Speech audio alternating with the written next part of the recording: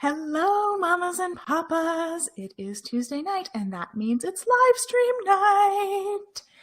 If you are watching, please say hello. I'm just going to make sure that I can see my comments here. And I'm also going to make sure that this is going into the parenting posse. Because I did promise them that it would be there. So if you're watching, say hi. We're going to be talking about something that seems to be a pretty hot topic these days, or has been for a while. Oh, Facebook is slow. Okay, there we go. There we go. Okay. I'm just going to make sure that this is into the posse, and we will get going. Okay. Sure it's into a group and it's into the parenting posse. There we go. Oops. Facebook didn't like that.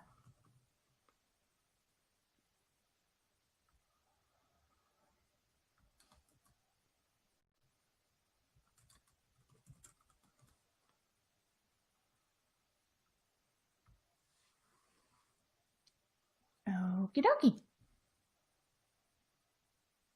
Excellent. Okay. Hey, Lisa, thank you for joining me tonight. Okay. So, welcome. Tuesdays are always a little busy around here, and today has been absolutely no exception. Tuesdays are my son's swimming days. He has swimming lessons on Tuesdays, so I always look kind of crazy because the humidity in that pool, my head was not made for. Okay, yes, I can see my comments. Hey, Kim, thank you for joining me. So I hope everyone is wearing their cozies and they have a glass of wine or a cup of tea or whatever your beverage of choice is. If this is your first time watching, allow me to introduce myself. I am Allana Robinson. I'm a parenting effectiveness coach and child behavior strategist, and I help parents of infants, toddlers, and preschoolers implement non-punitive, child-centered, developmentally appropriate behavior management so that they can raise confident, competent, well-behaved kids. And tonight we are continuing our Early Childhood Theorists series, say that 10 times fast, where I try and give you the Coles Notes on a theory of early childhood. Why? Because if everybody understood child development, parenting would be so much easier. And the members of my group, the Parenting Posse, asked for it. So think of this series kind of as like your mini degree in early childhood education. Hey, Tessa! She's here. Yay! Okay. So last week we discussed Vygotsky and his views on language and the zone of proximal development and how children learn in a community context and executive functions. If you missed that and you want to watch it later, not right now, it's still floating around on the page here. You can probably find it under the videos tab. Do that later, because tonight we're going to be talking about Maria Montessori. And this has been requested a few times in the posse because a lot of you are looking at daycares and preschools with the Montessori name attached to it, and you don't really know what that means. So I'm going to try and give you a crash course tonight. Okay, so we're going to get going here. Once again, if you're just joining us, speak up, say hi as I go along. If you have questions or comments or something resonates with you, pop it in the comments. It's a lot more fun when I get to talk to you versus just lecturing to my camera. Okay, so Dr. Maria Montessori. Let's start with the date-based bio. So she was born in 1870 in Italy. She was the first woman to graduate from medical school in Italy, which she did in 1896 with a specialization in pediatrics. She opened her first Casa dei Bambini, which translates to Children's House, in 1907 in the slums of Rome. By 1913, there were almost 100 schools in the US following her methods. In 1922, she was appointed the government's school inspector, and in 1934, she was forced to leave Italy due to Mussolini's fascism. She died in Holland in 1952. So you can already see that there was some overlap between her lifetime and Vygotsky's. Vygotsky knew of her, but she didn't really know of Vygotsky because he was kind of hidden behind the Iron Curtain there. His theories didn't really come out to the West until after the fall of the Soviet Union. Okay, so what was Montessori all about? One of my favorite quotes from her is this: "The greatest sign of success for a teacher is to be able to say, 'The children are now working as though I did not exist.'" How fantastic is that? She really believed in working yourself out of a job, which is quite frankly what our goal is as parents, right? She was huge on fostering independence and self-sufficiency and competence. Now, if you listen to my little spiel there at the beginning, you heard that I help parents raise confident, competent, well-behaved kids. So I really like and am influenced by Montessori in that way. She believed that in order for children to learn, they needed to be comfortable. And in order to be comfortable, they needed tools and materials that fit them, physically fit them. So a hallmark of a Montessori classroom is child-sized furniture, child-sized bathrooms, child-sized tools, child-sized kitchen. And these things that fit them needed to be real. None of this, giving a child a butter knife and telling them to cut a carrot. She stressed, and I really agree, that it's more dangerous to give a child a safe tool that can't do the job versus giving them an appropriate tool and teaching them how to use it. Because when we give them fake tools to do a real job, we undermine their, say it with me, competence.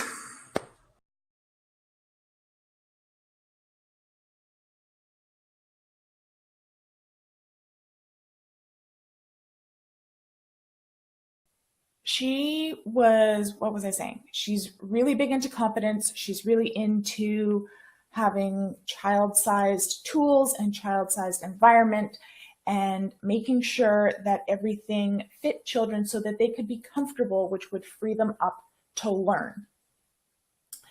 So she was really invested in creating that child-centered environment, so much so that one of her schools had a staircase that was specially designed so that it fit children's stride better. Like, she actually made a scaled down staircase. So one of her central beliefs is that children learn without conscious effort from their environment. There's a big difference from Vygotsky, right? He believed children learn best from a more knowledgeable other, teacher or a guide or a parent. And neither is wrong. Both are actually right in different contexts. So to that end, their environment really had to be, for Montessori, beautiful and orderly and full of text and tailored to their interests. She was really adamant about the sensory experience being vital to a child's learning. And I'm not sure if you've spent a lot of time on Pinterest lately, but you can see that influence today. Sensory experiences are all the rage, right? But it's kind of been taken out of that context of the sensory experience of the environment and the activities, and now the sensory experience, the sensory immersiveness of the activity is top billing. And I dare say Maria wouldn't be too pleased with that. Hey, Heather. Yeah, I lost all of y'all. I'm sorry. So yeah, she wouldn't be too happy with the whole fact that sensory experiences are being separated from the environment. She really believed that the environment had to be the sensory experience. So further to that, she was really big into low, open shelves that were well labeled so that kids could access the things that they need without an adult. Huge on independence. She felt that children should be able to find their tools and materials totally independently, and that if we take the time to label things appropriately, meaning with a drawing and text, and if you've participated in any of my workshops or seen any of my materials on visuals, you've got a pretty good understanding of that. And that content is slowly being added to the Brain Skills Play Blueprint because it's so vital to executive functioning. So there's some more overlap with Vygotsky. And, of course, this is all in an endeavor for competence and responsibility. Children who are not allowed to do something for themselves cannot learn to do it. Children need to be allowed to take reasonable risks and given the time to do difficult things for themselves. And she used the word serve, as in parents are too quick to serve their children versus giving them the opportunities to do things for themselves. And this has blowback because she asserted that the more you manage children, the harder your job will be. The more we try and micromanage them and control them, the harder that they push back. She really wanted teachers and parents to give children space to try and do it for themselves, because her belief was that children should be given the opportunity to do everything that they're capable of.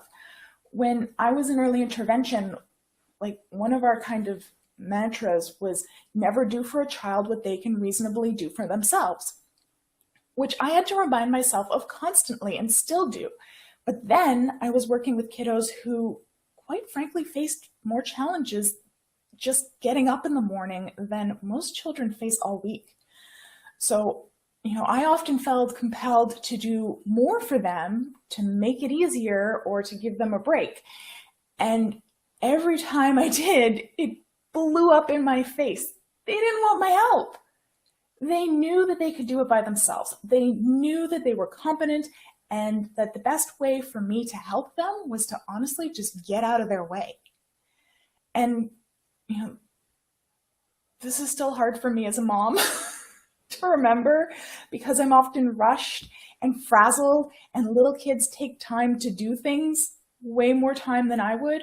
Watching my 3-year-old cut a banana into rounds for his little brother takes like 15 minutes, where it would take me 2.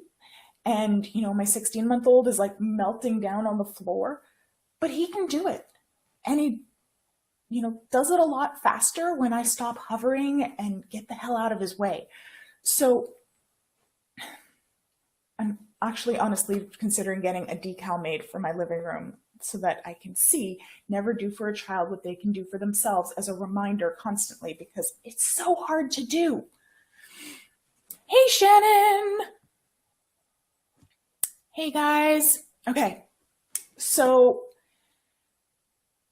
if you're watching, I'd love for you to pop in the comments a time where you had a really hard time backing off and letting your child do what they could do for themselves, where you served your child too much. Again, it's really hard. It's really hard as parents to back off and to give them that conceptual space to try, especially when, helping in the kitchen and there's knives and stuff. But that's where she really felt that if you can find a tool that is safe, that fits them, and that works, then you won half the battle, because children learn more from their environment. They learn more from the tools that they're doing than from the people around them, which I don't totally agree with, right? I'm still more of a Vygotsky girl, but I do think she has a valid point that if children are comfortable, if the things that they're using work, and if they're given the space to try, that they're going to be so much more open to the scaffolding that we provide as guides, as parents, as teachers.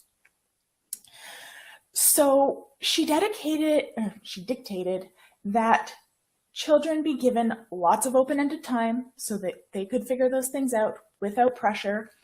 And she really despised it when adults would pull children away from something that they were engaged in. So she stressed that that should really only be done when absolutely necessary, which,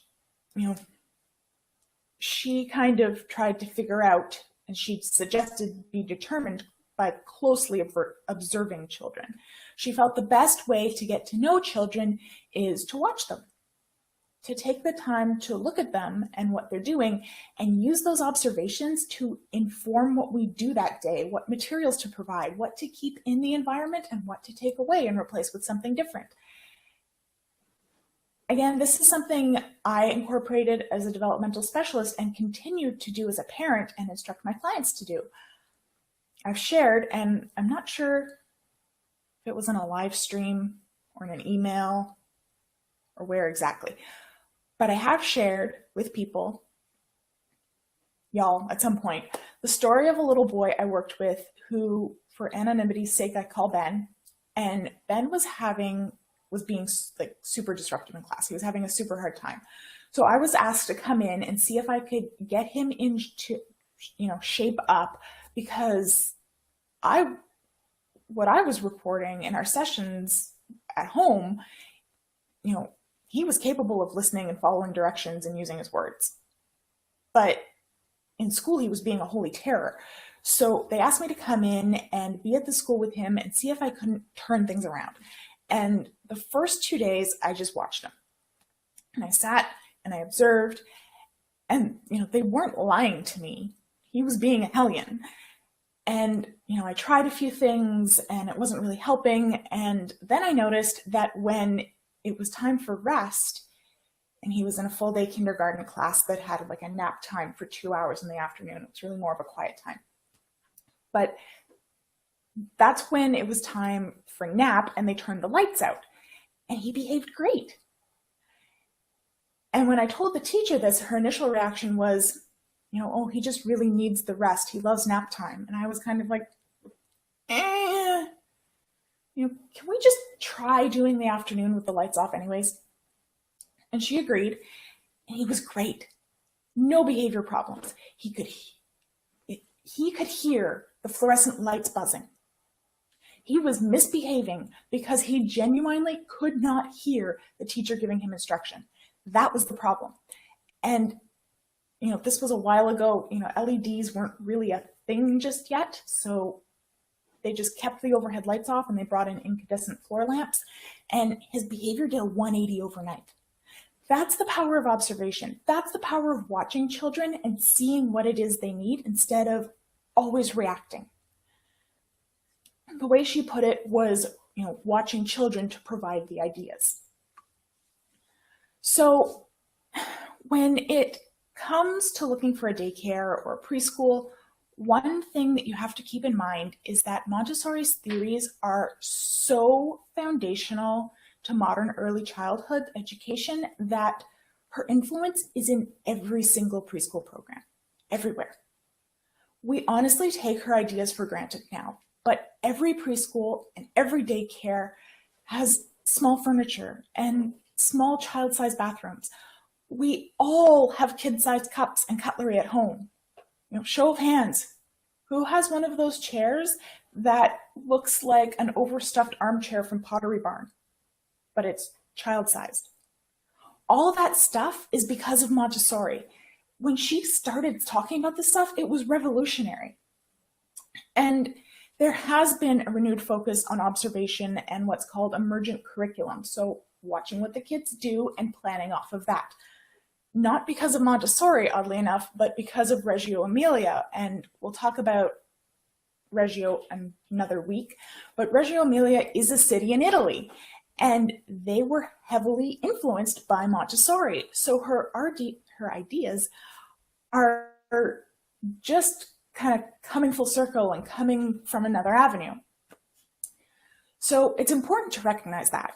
In North America, there are no controls on the name Montessori. Anyone can slap it on their sign. So you need to understand that, what to look for in a program if you truly want and are going to pay for, because they're usually pretty expensive, a Montessori program.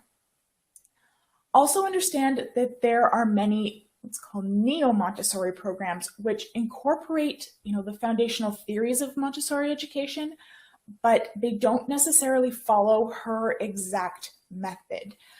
They've adapted her foundational theories to fall in line with current research and best practice. And I actually think those programs are really cool because she was like really ahead of her time. She wasn't clairvoyant. She got a lot of stuff right, and some things were totally off base. So, you know, in short, know that her teachings were what her teachings were, know what they were. And if you are really looking, you know, to better understand her teachings before you start searching out a program, I really recommend the book Dr. Montessori's Own Handbook, A Short Guide to Her Ideas and Materials, which is basically an abridged version of her writings. I'll pop a link to that down in the comments. But she's everywhere. She's in everything. She is the mother of modern early childhood education. And no matter whether you send your child to a Montessori program or a Neo-Montessori program or a Reggio Emilia-based program or a Tools of the Mind program, which you'll remember is the Vygotskian curriculum, she's everywhere. She's in everything. Her ideas are so soaked into everything now. So I hope that gave you a better grasp of who Maria Montessori was and what she stood for. I'm really sorry that this got cut off. I hope some of you guys were able to find your way back here. Tech spaz right here, although I don't think that was my fault. I think that was totally Facebook. If you're having a hard time with the whole, you know, don't do for a child what they can reasonably do for themselves thing, I really encourage you to take a look at and download my scripts for Managing Crazy-Making Behaviour. A lot of the content is built off of that principle, and I think you'll find it very helpful in moving in that direction of helping your children begin to achieve more competence. It's a totally free thing, and you just have to click the link up in the description and you'll get to download them instantly. Also, if you haven't already, please join us in the Parenting Posse. It's an amazing community of parents supporting each other.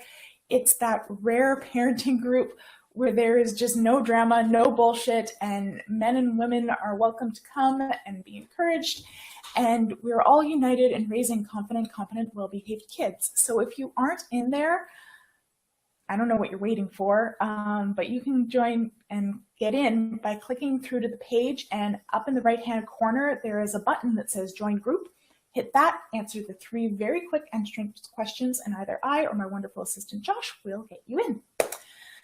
So thank you for joining me tonight. I'm so sorry that, again, this got kind of mucked up with Facebook kicking me off. I hope you learned something new, even if you're watching this in the replay. Let me sign off by reminding you that you cannot pour from an empty cup. We need you to be okay. So whatever it is that you need to do to be okay, do it. And if you need help figuring out what that is, well, I and the posse are here to support you in that. So have a great night, an even better rest of the week, and I'll see you next week to talk about another early childhood theorist. Bye.